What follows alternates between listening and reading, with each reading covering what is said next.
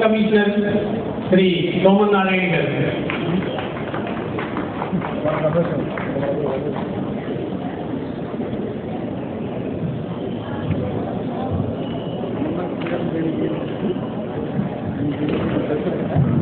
శ్రీ సోమన్ నారాయణ గారు ఉప commissioner GBMC.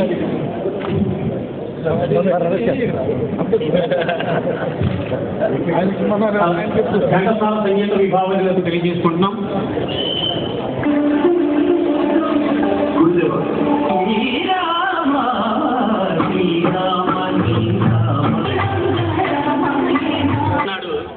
నీళ్లకు బదులు బీరులు పుష్కలం దొరికే బారులు వైపు ఊరి నిండా బోర్డులు ప్రతి చోట పెట్టించేస్తా. చాలా ఇళ్లలో పెద్దలు పడే టీవీ ఇబ్బందుల నుంచి వచ్చిన ఆలోచన టీవీ లాంటి కిటికీ. నేను వయసు కొత్తలో ఉన్నాను అందుకేనేమో అన్నింటికీ కొత్తలే ఉంటున్నాను. మా ఇంట్లో మూలనున్న కిటికీ దగ్గరే నా కాలక్షేపం.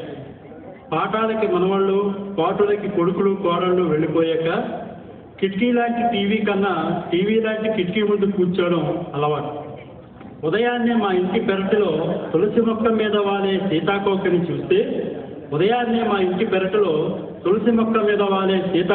చూస్తే నాకు అదే డిస్కవరీ ఛానల్.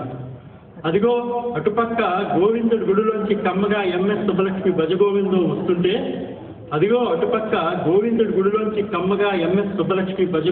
వస్తుంటే అదే నాకు భక్తి ఛానల్.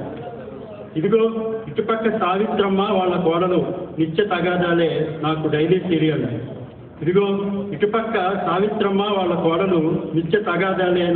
Daily serial. మూడు పూట్ల మూడు మార్లు పక్కింటి పల్లవి వదిన కిటికీ దగ్గరకు వచ్చి అచ్చం న్యూస్ రేటర్కి మళ్ళీ వార్తలన్నీ వెళ్ళవేస్తుంటే అదే నాకు నిరంతర వార్తా స్రవంతి అని వేరే చెప్పనక్కర్లేదు. ఆవలి రోడ్డు పక్క మైదానంలో కుర్రాళ్ల క్రికెట్, ఆ పక్కనే ఆడపిల్లల తొక్కుడు బిళ్ళ, అదే నాకు స్పోర్ట్స్ ఛానల్. మధ్య వాణిజ్య ప్రకటనలు కూడా ఉన్నాయండోయ్,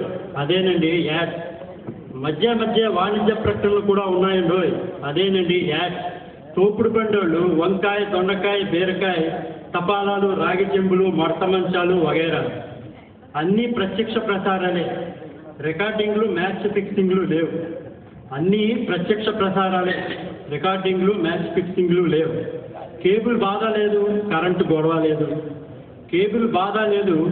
గొడవ లేదు.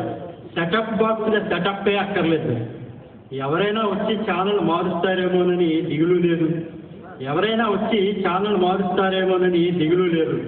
కళ్ళకి ఇంపుగా చూపులు మరల్చితే చాలు మారిపోయే ఛానళ్ళు అన్నీ లైవే. ఎన్నో వసంతాలనే మోసిన మనసుకి ఇంకా షడ్రుచులేంటో నేర్పాలా. అందుకే కిటికీ లాంటి టీవీ కన్నా టీవీ లాంటి కిటికీ ముందు కూర్చోవడం నాకు అలవాటు. ధన్యవాదాలు. నాకు ఈ అవకాశం ఇచ్చిన గోడవారికి, ప్రభాకర్ రెడ్డి గారికి నేను విజయనామ సంవత్సరం. ఇక్కడ ప్రభాకర్ రెడ్డి గారిని ముఖ్యం, వైస్ చైర్మన్ గారు యువరాజ్